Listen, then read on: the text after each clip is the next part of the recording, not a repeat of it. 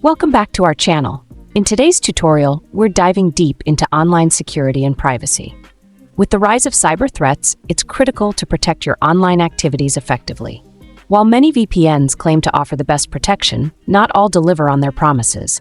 That's why apps like Dark Tunnel VPN, which allow customizable configurations, stand out. In this video, we'll guide you through creating a V2Ray VMess server account and configuring it on Dark Tunnel VPN using the SNI method to ensure top-notch privacy and security. If you're new here, don't forget to like, subscribe, and share this video. Let's get started. To begin, open your device's browser and search for UDP Custom. Click on the official UDP Custom website from the results. Once on the home page, find the menu icon, usually in the top corner, and click it. From the options, select V2Ray Slow DNS Server. This section lets you create a V2Ray server supporting slow DNS. Next, choose a server location that suits your needs. On the account creation page, enter a username, solve the CAPTCHA, and click Create Now. Your server details will appear on the screen ready for use.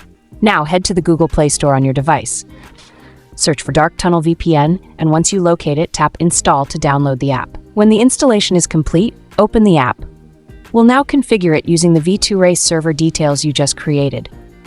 On the Dark Tunnel VPN app homepage, tap the three dots in the top right corner, select Config, and choose Import. To import the server details, use the Import option from the menu to import details via clipboard.